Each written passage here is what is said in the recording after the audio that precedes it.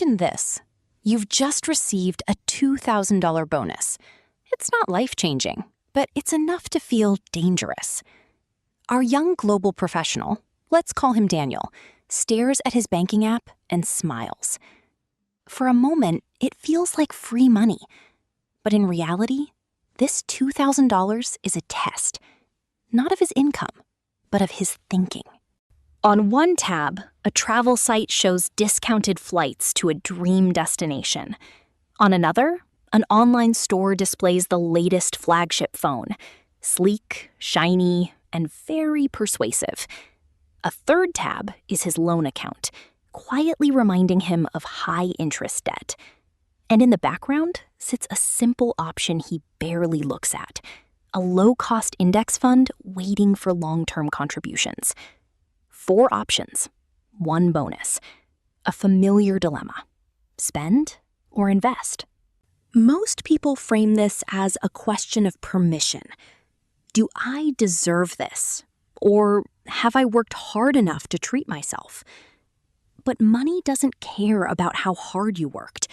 It only responds to what you do next. The real question is opportunity cost. If I spend this $2,000 here, what am I saying no to everywhere else?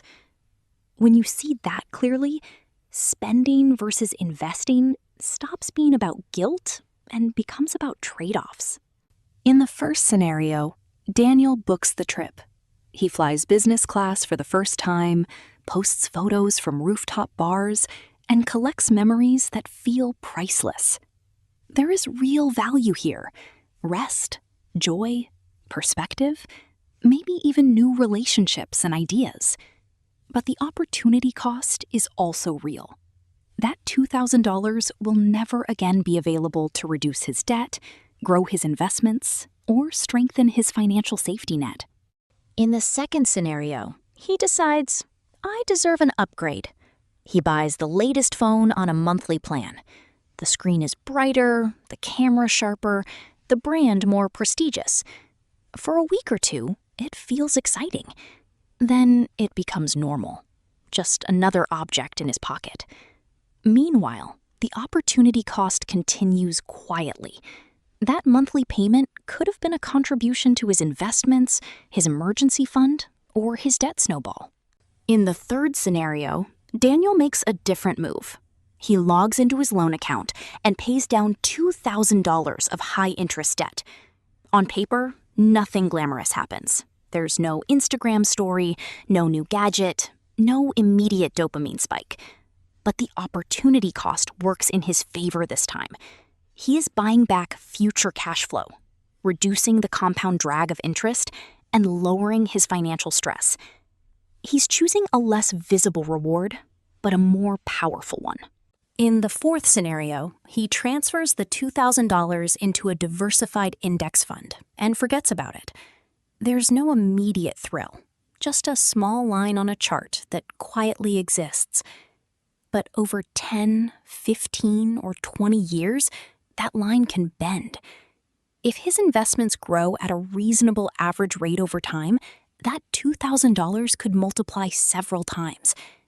The opportunity cost of not investing is the future purchasing power, freedom, and options he silently gives up. The difference between short-term consumption and long-term investment is not just timing, it's identity. One says, I need to feel rich now. The other says, I'm willing to become truly wealthy later. So what is the opportunity cost of Daniel's bonus? It depends entirely on which scenario he chooses. If he spends on travel or gadgets, the opportunity cost is the faster debt repayment and future investment growth he gives up. If he uses it for debt or investment, the opportunity cost is some comfort, status, and stories he could have enjoyed now.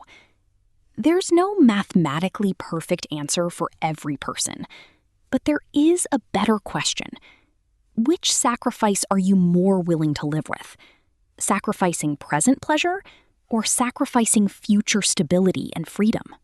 To bring this down to something practical, you can use a simple framework every time you're about to spend a meaningful amount of money. First, ask, what is the long-term alternative for this money? Is it paying down debt, building an emergency fund, or investing? Second, ask, how will this choice feel in 3 days, 3 months, and 3 years?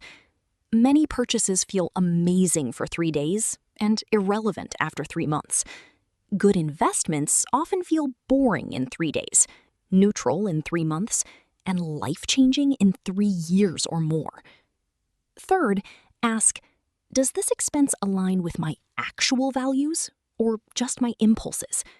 Spending on experiences with people you love or on tools that genuinely increase your earning power may be worth their opportunity cost. Random impulse buys usually are not. None of this means you should never spend. Sometimes the truly wise decision is to use money now, to rest, to heal, to celebrate, to deepen a relationship, to seize a time-sensitive opportunity. The key is not to become a prisoner of either extreme, neither compulsive consumer nor anxious hoarder. The key is to let opportunity cost make your spending intentional instead of automatic. When you choose to spend and you know exactly what you're giving up, your enjoyment becomes cleaner. It's no longer a guilty escape, it's a conscious trade. In the end, the difference between spending and investing is not just where the money goes, but how you think. Consumers ask, what can I buy with this? Investors ask, what can this become if I give it time? Wealthy minds ask a deeper question. What is the opportunity cost of this choice? And am I comfortable with that trade? The next time you get a bonus, a raise, or even a simple paycheck, pause before you swipe. Imagine the alternative futures attached to that money.